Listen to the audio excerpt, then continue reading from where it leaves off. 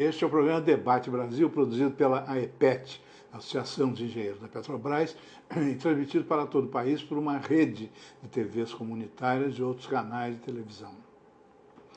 Nós vamos conversar agora com o engenheiro Fernando McDowell, ex-diretor de planejamento e ex-presidente da Companhia do Metrô do Rio de Janeiro e um dos maiores especialistas brasileiros no fenômeno que é chamado hoje de mobilidade urbana e que consiste nesse processo tão sofrido, né, de as pessoas se deslocarem de casa para o trabalho, do trabalho para o lazer, do lazer para casa. E aí a gente vê pelo noticiário da televisão, pelo noticiário do jornal, quer dizer, o engarrafamento em São Paulo tem não sei quantos quilômetros, não sei quantas horas, leva mais tempo em São Paulo ir do aeroporto de Congonhas para o aeroporto de Guarulhos do que viajar de São Paulo, talvez, para Buenos Aires. Né? E isso, o caso mais grave no Brasil deve ser São Paulo, por ser a nossa maior metrópole, mas é um fenômeno típico do Rio de Janeiro, de Belo Horizonte, de Porto Alegre, do Recife. Então, há solução para isso? Há solução, sim. É vontade de resolver os problemas de fato, né? Você pode perfeitamente fazer planejamento sem precisar necessariamente atrasar nada. Nós fizemos o planejamento no metrô do Rio, né, batendo todos os recordes, né, que se possa imaginar de obras, mas fazendo tudo com técnica, com a COP participando, fazendo pesquisas, né, para todo mundo aprender alguma coisa, com o comportamento da estrutura, enfim, tudo que você possa imaginar. E a grande vantagem de fazer um planejamento é que você se antecipa aos problemas, né? Você já sabe o que vai acontecer, o que pode acontecer e tomar as providências imediatamente, na hora certa, na hora correta, né? Nós tivemos aqui no metrô do Rio coisas assim do tipo, olha, eu estou entrando em reunião mas lá no Largo da Carioca, mas qualquer coisa me chama, quem quiser falar comigo. Ok, então, quero falar com o senhor. Aí entrou um topógrafo, né, muito bom por sinal, ele disse, olha, doutor McDowell, eu estou pedindo demissão. Eu falei, por que demissão? Né? Cara bom, a beça.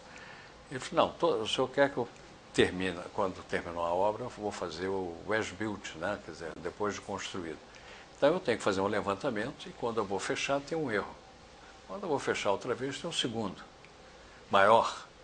E o terceiro, aí foi maior ainda, eu estou vindo aqui porque eu não consigo, não sei o que está acontecendo. Eu falei, esse é o velho empuxo de Arquimedes. Vamos imediatamente para lá, foram para a Uruguaiana, nós fomos para lá. Mas o pessoal da obra ali na hora disse, né, que puxa, o McDowell, isso aí é parede de diafragmas, tem de tudo aí, não há a menor condição. É só jogar terra por cima e resolve. Não adiantou, jogou terra por cima e não deu bola. Então fomos lá, eu falei, bom, então agora mando eu, né?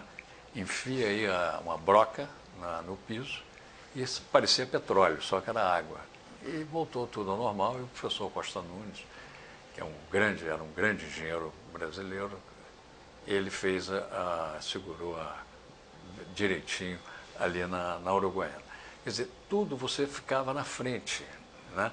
O fato de você fazer levantamentos, pesquisas técnicas e pesquisas com a população, você consegue realmente resolver todos os problemas rapidamente. Agora, na base, como eu tenho visto aí, não, vamos fazer BRT, pronto, sai todo mundo fazendo BRT. Agora, por que está fazendo BRT? Fez algum estudo para chegar à conclusão com a BRT?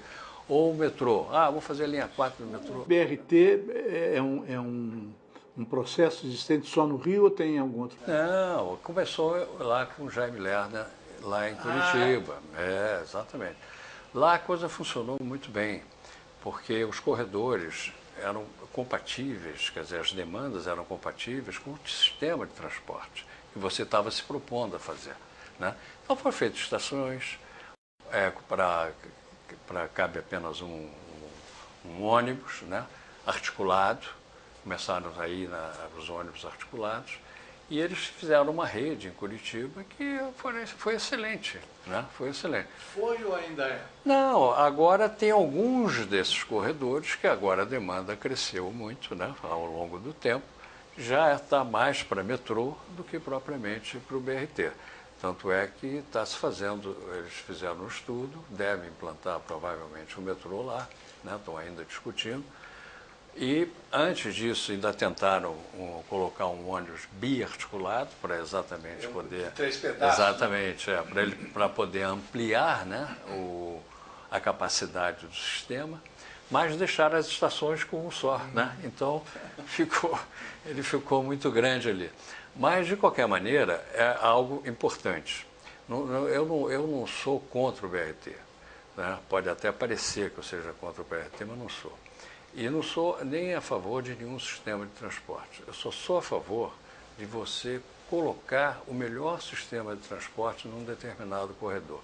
Não é admissível você colocar um sistema por exemplo, de BRT, que já nasce morto.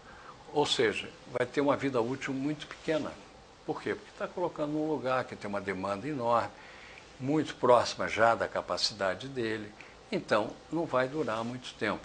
E nessas cidades maiores, de população de milhões de pessoas, São Paulo já há muito tempo tem mais de 10 milhões.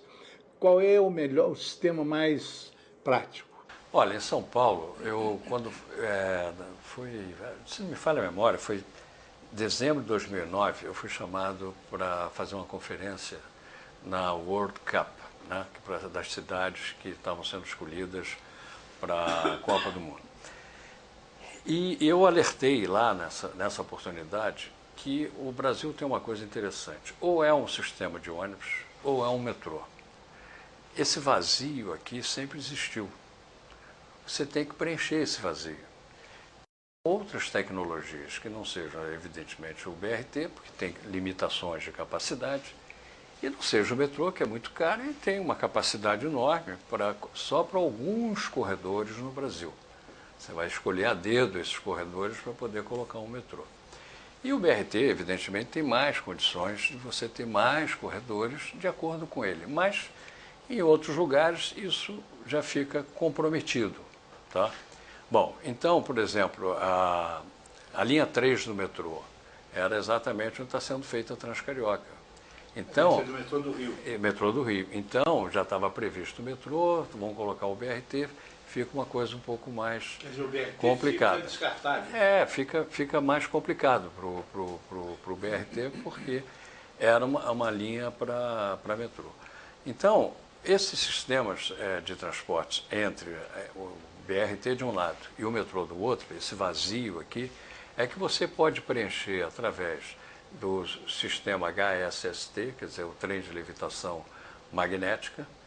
Ele tem uma capacidade que vai até 40 mil. Ele pode começar com 6, 7 mil e vai até 40 mil. O monotrilho, até é interessante para você ver como é que as coisas são. Quando eu fiz um trabalho para o metrô de São Paulo sobre o HSST, o trem de levitação magnética, e o monotrilho. E cheguei à conclusão, naquela oportunidade, que o monotrilho era muito melhor aplicável a São Paulo. Por quê? Porque ele chegava até 40 mil passageiros por hora.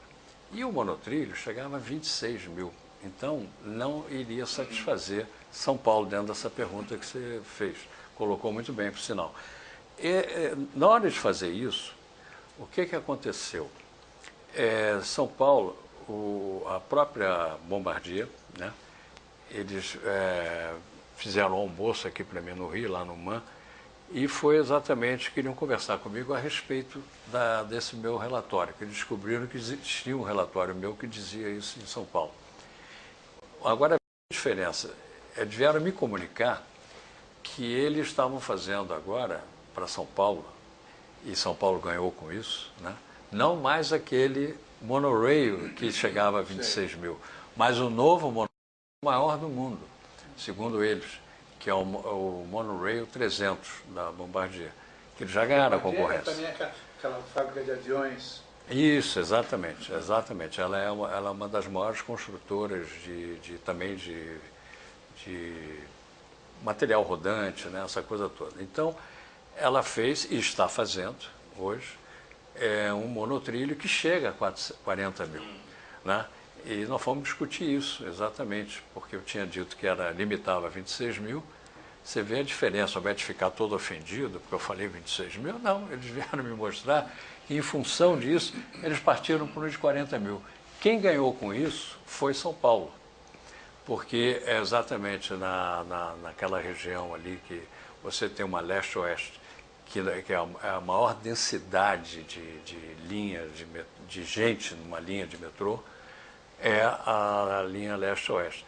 Então, não adianta você fazer uma coisa pequena, porque ali é uma região que precisa que até o metrô não consegue, né, resolver. Então, ele tem que ser ajudado. Talvez ali tivesse colocado um trem de 8 carros, né, teria resolvido um bocado de problemas para a Companhia do Metropolitano de São Paulo. Então, você vê como é que são as coisas, né? Bom, uma outra questão é a seguinte: para evitar desemprego, né, depois da crise mundial iniciada em 2008, o governo tem facilitado muito a compra do automóvel próprio, reduzindo impostos, essa coisa toda. O governo tem que fazer isso porque senão vem uma crise brutal de desemprego. Então, o número de automóveis que está entrando nas nossas cidades mensalmente é muito expressivo. Qual é o limite dessa coisa do transporte individual? Olha, essa pergunta é muito boa. Existe uma coisa interessante entre as duas cidades maiores do país, né? São Paulo e Rio de Janeiro, né? O paulistano, para resolver esse problema, o pessoal julgou que faria aquele par ou ímpar, você lembra? Só podia sair o carro com o par, ou no outro dia o ímpar e assim sucessivamente. E a intenção dessa colocação foi fazer com que deixassem o carro em casa pelo menos 20%. Era para atingir um objetivo, inclusive de meio ambiente, etc., você conseguiria reduzir pelo menos a frota em operação ali. O que aconteceu com o nível de renda de São Paulo? Se comprou o segundo carro. E o pior é que é mais velho, né?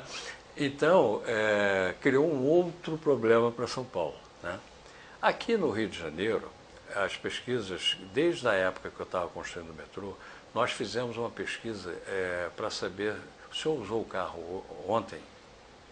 Né? Então, fazendo essa pergunta e tantas outras de interesse, nós chegamos à conclusão na época que cerca de 47% da frota de automóvel do Rio de Janeiro não saía todo dia. Ficava em casa. Não saía. Fizemos depois uma pesquisa recente, quer dizer, em 1997, 98, deu um resultado muito semelhante.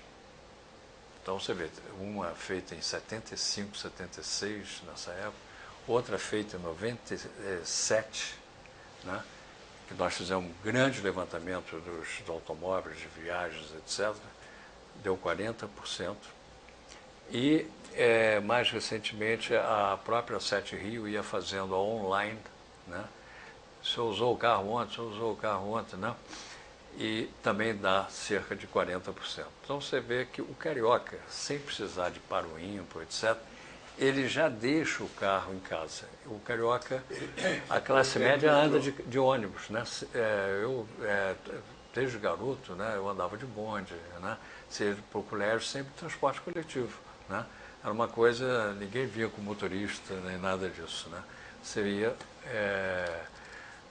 vamos dizer assim, usando transporte coletivo, lotação, né? Tinha de tudo, né?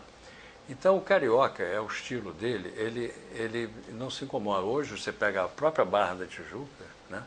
Os ônibus de condomínios, né? Todo mundo vem de ônibus de condomínio, vem até o centro, não é isso? Quer dizer, isso já faz parte, né, da própria cultura do carioca. Então, o carioca ele é mais fácil de utilizar o metrô, ele é mais fácil de utilizar o sistema de ônibus e tudo mais. Os ônibus hoje têm mais ou menos, acho que, se não me falha a memória, 14% de toda a movimentação dos ônibus, as pessoas têm automóvel.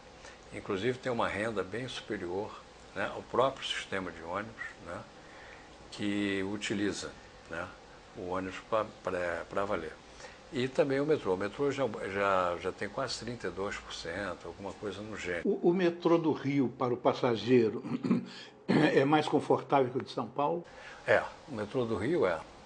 E o metrô do Rio, você vê o seguinte, nós fomos o primeiro metrô a ter ar-condicionado. Tá? Você pode dizer, bom, mas São Paulo nunca fez calor, mas São Paulo hoje faz um calor monumental. Né? Tanto é que São Paulo inaugurou recentemente, né, o ar-condicionado. Nós não, nós fizemos um projeto de carro já com ar-condicionado de fábrica, vamos chamar assim. Não adaptamos. Foi feito já para nascer com o ar-condicionado. E está aí, 30 anos funcionando, operando, né?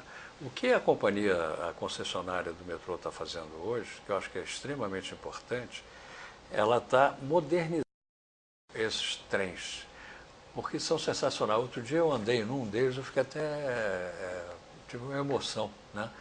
Porque ele estava todo arrumadinho, né? Todo novo, né? Reformado, um ar-condicionado mandando brasa, claro, que o ar-condicionado era muito, o pessoal da própria concessionária, para justificar trem comprado na China, né, tinha que falar, mas o ar-condicionado do metrô é ruim. Não, o ar-condicionado do metrô não era ruim, o ar-condicionado é antigo, né? Você precisa agora modernizá-lo, foi o que hoje a concessionária está fazendo. Então ele fica espetacular, ele está firme na via, ele tem um desempenho espetacular, porque é tudo tudo é motorizado, todos os eixos são motorizados. Os novos da China já não são, né? Eles tem reboque, né? Cada dois você tem um reboque, cada 2 tratores você tem um reboque. Então, enfim, mas de qualquer forma, está aí. E foi mantido o vão de 1,90 m. Agora, porque nós estávamos começando no início, né? Quando você põe 14, 10 pessoas por metro quadrado, o que acontece? O desempenho, tanto do chinês quanto do brasileiro, do trem, né? Ele cai. Da mesma maneira que cai o Fusquinha lá, se você puser 10 pessoas, ele não vai conseguir, né? Nós vamos ter que fazer um intervalo agora. Eu já deixaria a próxima pergunta, que é a seguinte. O mundo está repleto hoje de grandes cidades em que a pessoa tem que se fazer transportar por muitos quilômetros no trajeto de casa para o trabalho, do trabalho para o lazer ou de volta para casa. Algumas cidades do mundo, como Londres, por exemplo, já cobram pedágio para o sujeito entrar no centro da cidade de automóvel, né? Não seria o caso já de se planejar um novo modelo de vida, quer dizer, se a pessoa morar mais perto do trabalho?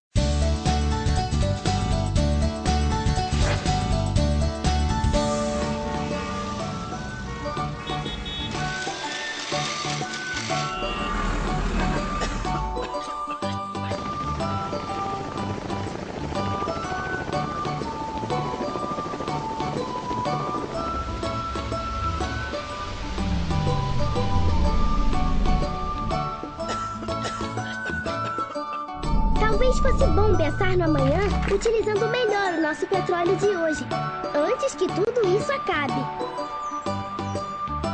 O petróleo tem que ser nosso! Este é o programa Debate Brasil, produzido pela EPET, Associação dos Engenheiros da Petrobras, e transmitido para todo o país por uma rede de TVs comunitárias e outros canais de televisão. Nós estamos conversando hoje com o engenheiro Fernando McDowell, ex-diretor de planejamento e ex-presidente do metrô do Rio, e um dos maiores especialistas brasileiros nessa questão do transporte público, que hoje é um drama vivido por muita gente em todas as nossas grandes cidades. A pergunta que ficou foi a seguinte: nós não poderíamos evoluir para um outro modelo de economia ou de sociedade em que as pessoas não tivessem que atravessar tantos quilômetros no seu cotidiano? O problema é um pouquinho complicado, né? Porque quanto mais longe você fica do centro, né, onde você tem os empregos, mais cara é a tarifa, né? E nós não temos aqui, pelo menos não tem sido feita uma política de transportes. Nós precisaríamos, não existe uma política de transporte sem uma política de ocupação do solo, né? E é fácil entender. Quando as coisas precisariam ser mais casadas, né? Então, por exemplo, se eu vou fazer um grande condomínio, sei lá onde for, né? E esse grande condomínio, para você ter morar ali, você vai precisar ter uma renda maior. Então, quanto maior for a renda, maior é o índice de mobilidade daquela família. E maior é o índice de mobilidade, maior a quantidade de viagens são feitas. E maior percentual é de automóveis. Vão ser utilizados o transporte individual, em detrimento do transporte público. Então, esse casamento, né, transporte e o que você deve publicamente fazer, sob o ponto de vista de transporte e a parte de urbanismo, né, quer dizer, a ocupação do solo, é muito importante que você trabalhe bem isso casado, né? Não é assim chegar, olha, tem uma área ótima aqui, poxa, vamos fazer aqui uma grande... Mas não olha no entorno o que tem, né? Mas não tem automóvel, ou então já está tudo congestionado, ou então não tem metrô, não há como colocar metrô aí ou algo desse tipo. Então, a preocupação é que essas pessoas vão acabar morando onde você vê a Rocinha, como é que ela foi criada, né? As favelas. Elas não foram criadas por serem criadas. O transporte foi o grande vetor para a favelização do Rio de Janeiro. Você não tem dúvida quanto a isso. Por quê? A tarifa era enorme, era muito cara, ela era proporcional à distância, né?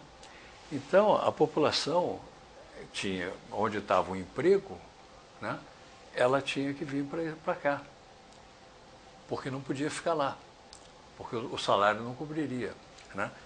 Então, esse erro foi mantido durante muitos anos. Eu cheguei até, numa época, a preparar um sistema interessante que era a conta de luz. Como tinha muito gato na conta de luz, você poderia receber passagens desde que você pagasse a conta de luz, mas o mínimo, tá? Então você recebia de graça a passagem e pagava a sua conta de luz para acabar com os problemas que nós estávamos caminhando, e como acabamos caminhando mesmo, para aquela falta de energia, racionamento, etc. Então, seria uma maneira de você fazer uma redistribuição de renda através do próprio transporte, né? E, ao mesmo tempo, você resolveria um problema de energia, né? Que aqueles gatos todos, né, seriam rearrumados. Na época não tinha concessionária, não tem hoje, ou algo desse tipo. E isso aí eu apresentei e tudo mais, enfim, mas acabou não acontecendo, né? Era uma preocupação, já que você não conseguia estabelecer esses limites urbanísticos dentro da própria cidade. Você quer ver uma coisa, a importância disso que você está dizendo é tão grande. Por exemplo, hoje você tem, vamos pegar uma linha 1 do metrô e uma linha 2 do metrô, que seria o equivalente a pegar uma linha norte-sul de São Paulo e leste-oeste em São Paulo. A norte-sul e também a linha 1, elas têm um poder aquisitivo maior, né? Passa em Copacabana, passa na Zona Sul, passa na Tijuca, etc. E a linha 2, ela é mais para o subúrbio, tem menos uso importante de terras no entorno da via. E eu sempre defendi uma coisa, que era o seguinte, que nós tínhamos que criar shopping centers na linha 2 do metrô, por exemplo, né? E isso acabou sendo criado. E a linha 2 do metrô, por exemplo, a estação Del Castillo, ela chegava a ter, como tem hoje a Pavuna, cerca de 20% das pessoas que entram na estação em relação ao dia, ao movimento do dia. Então, toda a linha 2 do metrô, assim como a Supervia também, tem altos picos, né, de concentrações de pessoas em certos horários. Depois não tem ninguém. E à noite volta todo mundo e tal. Isso não tem coisa pior para um sistema de transporte, né? Então, quando se fez um shopping, o que aconteceu? Aqueles 20% passaram a 8%. Então você começa, aí sim você começa... A pessoa pega o metrô para ir fazer compras. Faz compra, ou vai até trabalhar, porque você gera uma quantidade enorme de empregos também, né? Então, você achata o pico. Porque o grande inimigo mortal das cidades, e principalmente dos transportes, é o pico horário. Você não anda. Todo mundo quer ir naquele mesmo momento, né? Então, você vai ficar cheio de gente no metrô, cheio de gente nos trens, nos ônibus, as vias totalmente, né, tomadas, e depois some tudo, né? Só que aí os intervalos ficam enormes, aí as pessoas que trabalham de noite não têm transporte, né? É uma loucura e tal. Garçons não tem como voltar, né? Enfim, as diversas profissões noturnas, né?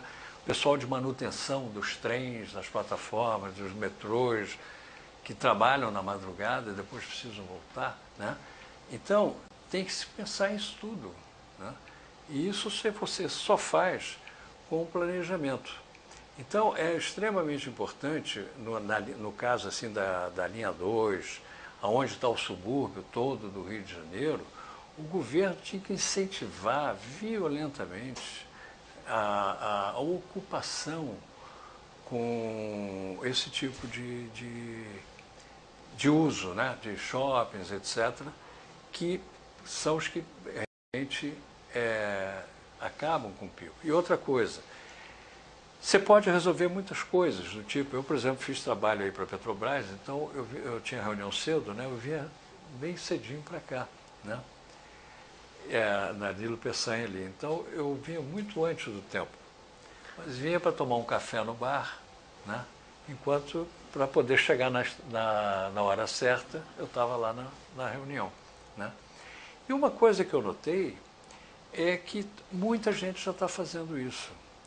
Quer dizer, o governo teria que incentivar, porque você começa, desde manhã cedo, eles começam a faturar, né, os bares, etc., vendendo café, pão, essa coisa toda.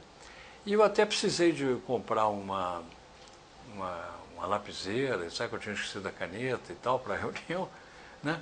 Eu fui lá, estava aberta, estava funcionando, quer dizer, fui lá, comprei calmamente, quer dizer, tudo funcionando.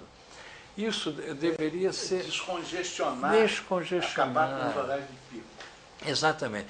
E a forma que você tem de fazer isso, já que existe esse bilhete eletrônico, por que não tirar grande partido de fato útil desse bilhete eletrônico, né? Que deveria estar, na minha opinião, com a prefeitura e com o governo do estado, sendo sócios ali, olhando como é que as coisas estão caminhando, né? Na minha opinião. Então, o que o cara tem que fazer? Ele pega esse sistema e eu posso dizer o seguinte, eu tenho um pico horário, né? Eu preciso fazer isso. Para fazer isso, eu ponho 40% a menos de tarifa aqui. Das 7. Sim, é uma fórmula que os restaurantes de comida a quilo já adotaram. Então, antes do meio-dia tem, sei lá, 20% de desconto. Então, saber usar isso, né? E você, tendo esse bilhete eletrônico, você comanda tudo. Agora, é preciso que o Estado e o município, né, comandem juntos, né? Então, o que acontece? Você consegue achatar esse pico, isso resolve, você pode melhorar muito o problema de tarifa, que hoje as tarifas são mais elevadas, por quê? Porque tem que cobrir uma série de coisas que na verdade, não precisariam, se você tivesse coragem de fazer algo semelhante a isso que eu estou dizendo, né? Então você reduzir. O metrô já fez isso, né? Quando eu dizia que o metrô podia ter um ônibus integrado com a mesma tarifa, todo mundo... Foi feito o trabalho e foi possível. Deu certo. Agora, por que acabaram? É estranho deixar acabar isso. Isso funcionou aqui no Rio, até antes do Eduardo, né, que é o prefeito atual, né, foi na época do César até. Né, esse troço funcionou.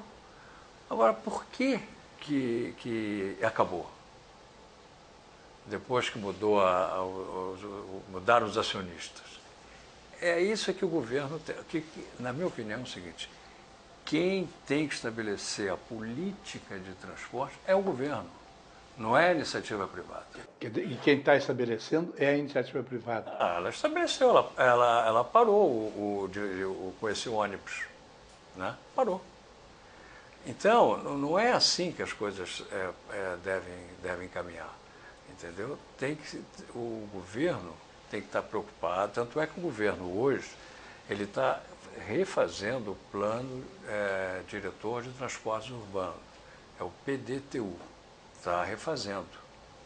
Foi feito lá em 2003 e está agora fazendo para toda a região metropolitana. Isso tem que ser feito, mas agora tem que ser obedecido, né? O plano do governo do Estado. Obrigatório para os municípios ou não? Sim, obrigatório para os municípios da região metropolitana, né? Por que eles têm por que tem que ser assim, quer dizer, essa participação? Você vai fazer pesquisas, todas as pesquisas já foram, quase todas elas realizadas, para saber de onde você vem, para onde você vai, quem é você, qual é a tua renda, quais são as suas necessidades, né? Para você, aí sim, vai montar uma rede e vai começar, não, aqui a melhor solução vai ser um metrô, aqui a melhor solução vai ser isso, vai ser aquilo. E aí você começa, como eu fiz lá atrás, com o PIT, né, era o Plano Integrado de Transportes do Rio de Janeiro. E que São Paulo também fez, né? E São Paulo fez uma coisa muito inteligente, que foi continuar a fazer o que nós fizemos aqui, de 5 em 5 anos, basicamente. Primeiro passaram de 10 em 10 anos, nós começamos agora de 5 em 5 anos. Porque senão o que aconteceu? Eu fiz o pitch lá em 1977, 78, e só em 2003 você teve outro grande plano. Porra, uma distância enorme, né? Então você tem que fazer sempre um apanhado de 5 anos e tudo mais, para saber que rumo a cidade está tomando, se você quer ou não modificar isso. Por causa desses problemas da mobilidade urbana, né, dos engarrafamentos de São Paulo, por exemplo, há empresas que saíram de São Paulo porque não dá para marcar uma reunião, ninguém chegava na hora, né? Esse fenômeno está se acentuando ou não? Olha, isso aí que você falou é uma grande verdade. E aqui, onde se reflete isso, é na Barra, né? Hoje os taxistas, é até ruim, porque eles não estão levando você para a Barra. Eu já 4 vezes aqui tive que sair. Quando eu entrei, tudo bem, vai para onde, doutor? Eu vou para a Barra. Olha, eu tenho que pegar minha filha, o senhor vai me desculpar. O senhor fica aqui 4 vezes seguidas. Aí eu parei de usar táxi aqui, porque não querem ir para a Barra, porque perdem muito tempo nos congestionamentos. Então, isso aí, tenho amigos meus que já saíram da Barra, né? Já saíram, não aguentaram ficar na Barra, e por isso é que eu estou querendo ver se salva esse negócio, de pegar esse bilhete eletrônico aí dos ônibus, de fazer vamos dizer assim, esse achatamento de pico. Porque se você for examinar bem, qualquer coisa que você faça de bom, de redução no tráfego, que seja 5% na hora do lanche, dá uma melhorada enorme. Como também 5% a mais é um caos genérico, né? Então, o que a gente precisa é exatamente ter essa consciência, né? Por exemplo, A Sete Rio, ela tem que investir violentamente na sinalização, de engenharia de tráfego. Eu criei essa companhia, quer dizer, eu tive a ideia de criar essa companhia de engenharia de tráfego quando eu estava no metrô, porque eu sentia grande dificuldade de fazer, na época existia o Detran, né? E o Detran cuidava da engenharia de tráfego, mas eu cuidava dando mais ênfase, evidentemente, mais a parte de multas, a educação, menos a engenharia de tráfego. Aí a COP começou a preparar o pessoal na área de engenharia de tráfego e, na época também, você não adiantava mudar sinal de trânsito, era tudo eletromecânico, né? Então, você ficava horas, levava 4 horas para fazer um ciclo, aí tinha uma queda de tensão, pronto, da energia, né? Já mudava o ciclo, você perdia tudo. Então, nós começamos a desenvolver o IPT, a gente começou a querer fazer, juntamente com a EBTU, que era a Empresa Brasileira de Transportes Urbanos, de fazer a sinalização eletrônica, né? O que acabou sendo feito. E aí, então, eu consegui criar, né, a companhia.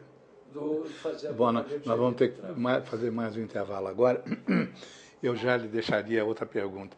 Quais são as cidades brasileiras que têm os melhores sistemas de mobilidade urbana? Até já.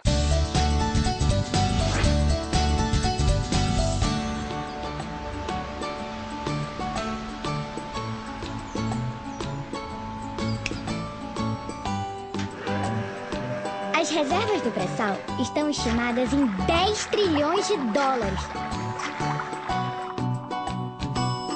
Quantia suficiente para erradicar todas as mazelas do nosso país.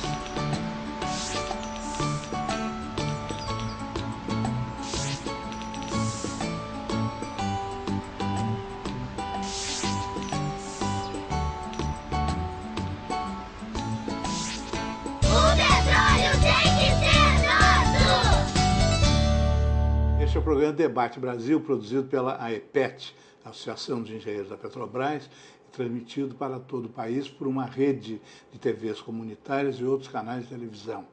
Nós estamos conversando hoje com o engenheiro Fernando McDowell, especialista em questões de engenharia de trânsito e mobilidade urbana. E a pergunta que ficou antes do intervalo foi a seguinte: quais são as cidades brasileiras hoje que têm os melhores sistemas de mobilidade urbana? Olha, é difícil.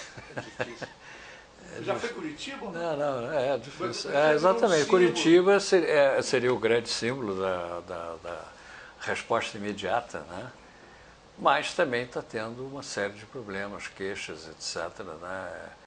E hoje em dia, se você entrar no site de Curitiba, né, eles dão tranquilamente cada linha de ônibus, eles mostram qual é o horário entre cada um, então você pode calcular os headways, né, quer dizer, os intervalos entre ônibus consecutivos de uma mesma linha, né, e vai verificar que lá eles usam 6 minutos, 3 minutos, mas não é 3 assim, 3, eles vêm assim 5, 6, 3, 6, 5 e assim vai. Quer dizer, o intervalo varia. Varia, o programado, né? Então, eu acho que aí Curitiba ainda é, né, a bola da vez e está agora se preparando, provavelmente, para ter um sistema de metrô nos pontos que passaram a ter problemas. O Rio de Janeiro era uma cidade que era para estar assim, sensacional, porque é uma cidade fácil de se trabalhar, né? Eu não preciso de uma rede de metrô monumental no Rio. Por quê? Porque a cidade ela é linear, alta densidade demográfica, então excepcional para metrô. O subsolo é uma bomba. Se comparar o mapa do metrô do Rio com o mapa do metrô de São Paulo, a gente vai ver que são muito diferentes. São Paulo é um quadriculado, né? São Paulo é uma cidade radial, né? Então ela precisa da linha norte-sul, leste-oeste, vai pondo todos os pontos cardeais, ainda faz depois anel interno, anel externo, né? O Rio não, o Rio você precisa de algumas transversais e algumas lineares, como a gente chama, né? Entre o mar e a montanha, né? Então, o Rio era para ter ser hoje uma cidade campeã, porque você imagina o seguinte, a linha 1 do metrô funcionando sem a linha 1A, a linha 2 na sua, e fazendo as correspondências na estação Carioca e Estácio entre as duas linhas, hoje você estaria já com a linha 3 do metrô indo para São Gonçalo e Itaburaí, para chegar no Comperj, na Petrobras. O complexo da Petrobras. Exatamente. Então você estaria ligando, a ponte Rio-Niterói estaria absolutamente mais tranquila, né? Se você teria um sistema mais adequado, que era o próprio metrô debaixo da Baía de Guanabara, que estava previsto. Atravessaria a Bahia. Atravessaria, está previsto. Inclusive, já houve até concorrência, né? A presidente Dilma vai dar os recursos para fazer a parte de Araribóia até lá, até Itaburaí. Então, você já está fazendo. Depois você vai fazer essa ligação. E tem um trecho do metrô que é fundamental, que é o trecho Estácio Carioca Praça 15, né? Esse é o trecho fundamental do metrô, que passa aqui pertinho, né? Ele vai resolver todos os problemas, basicamente, do Rio de Janeiro. E depois passa por baixo da Bahia, né? E emenda com esse que está indo irá até o Comperj. A Bahia não é perigoso. Não. Sim, hoje já tem o túnel do Canal da Mancha, né? Tem. Nova York tem vários. Tem em Nova York, tem em São Francisco, né? Hoje tem tecnologia suficiente para você poder fazer esse tipo de trabalho, né? E até mesmo com tatuzão, né? Você pode fazer também. Então, há uma previsão de se fazer isso. Houve concorrência, tem empreiteiras basicamente contratadas, estou aguardando aí ter os recursos para poder fazer essa ligação. Mas tem que fazer o trecho Estácio Carioca Praça 15. Isso é o que o Rio poderia ser, mas o que a gente verifica as pessoas neurotizadas, né, porque foram morar na Barra da Tijuca, no Recreio dos Bandeirantes, pensando no conforto dos filhos e tal, e o cotidiano fica infernal. Fica infernal, eu sei que eu moro na Barra, né? Sei como é que é isso. É triste, né? É triste porque para sair daqui, para sair da Barra para chegar aqui, eu fiz o seguinte cálculo, né? Eu tenho que ter pelo menos 2 horas. Né? 2 horas? 2 horas para não ficar ruim de chegar, né? E isso numa hora que eu não estou vindo, na hora do rush, porque eu venho para cá para a parte da tarde, né? Então, o que eu tenho feito, que tem dado certo, né? Eu estou saindo 1h30, mas apostando no metrô, tá? Então, eu venho de carro, paro em Botafogo, tem estacionamento com uma certa facilidade. Aí eu vou a pé, que eu tenho que fazer, por causa do coração, o exercício, então eu ando 12 minutos entre o estacionamento e até Botafogo, faço todos os cálculos, né? Chego no metrô, o metrô está rápido, eu entro no metrô e ele vem exatamente em 14 minutos. De Botafogo ao centro. Ao centro, vai até a Carioca. Aí na Carioca eu desço e vim para cá. Quer dizer, cumpri religiosamente, cheguei aqui 10 minutos antes do horário combinado. Então, não pode falhar o metrô, né? Se fosse para vir de carro da Barra até o centro da cidade. Não, olha, você normalmente, em condições normais de temperatura e pressão, você leva quase 2 horas. Quase 2 horas. Quase 2 horas. Eu já levei da Barra sem nenhum acidente. Eu já levei da Barra até a PUC, né? Levando meu filho lá,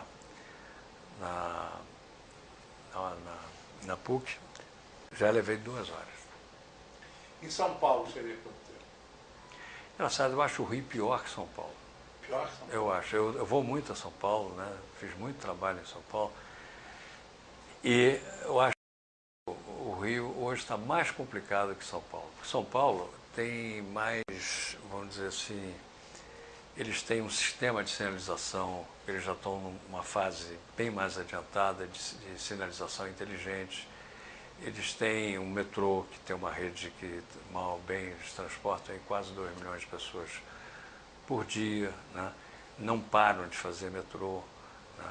Podem até desacelerar, mas parar não. O Rio parou muitos anos. Para você ter uma ideia, eu tinha, quando eu saí do metrô, antes de eu sair do metrô, eu fui convidado.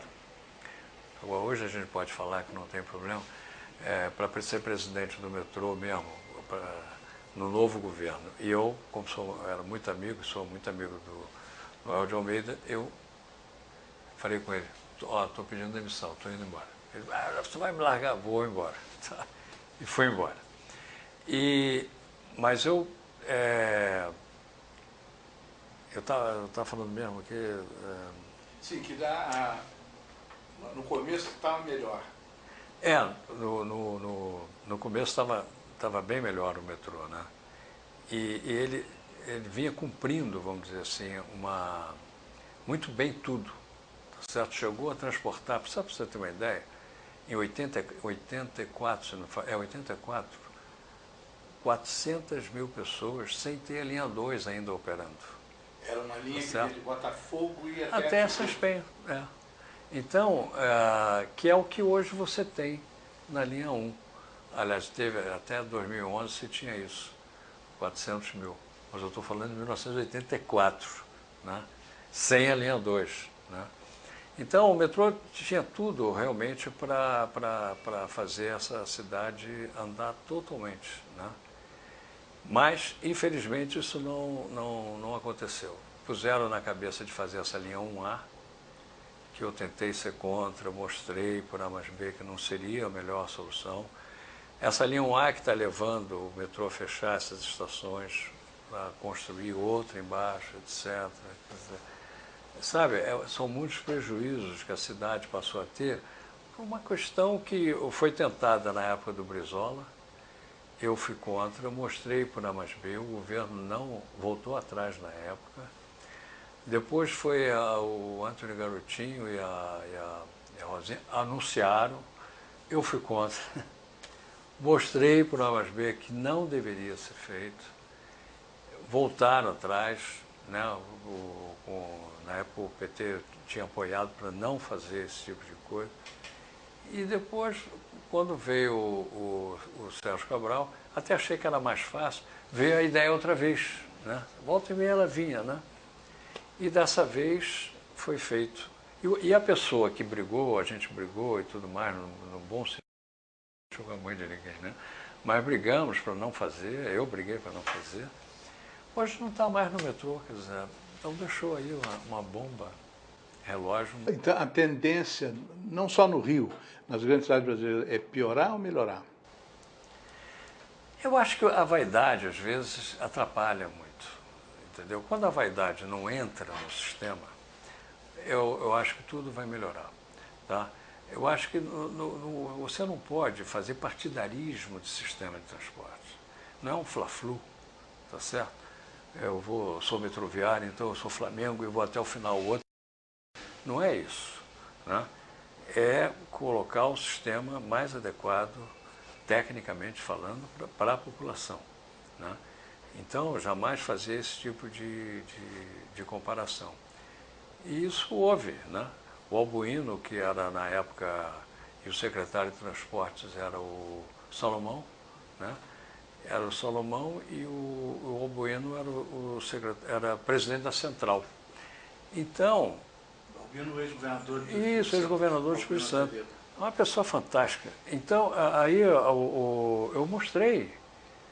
Eu falei, olha, eu não quero bater de frente com ninguém. Eu quero mostrar a vocês. Se vocês acharem que eu estou errado, tudo bem, pega o negócio, vai em frente e pronto. Né?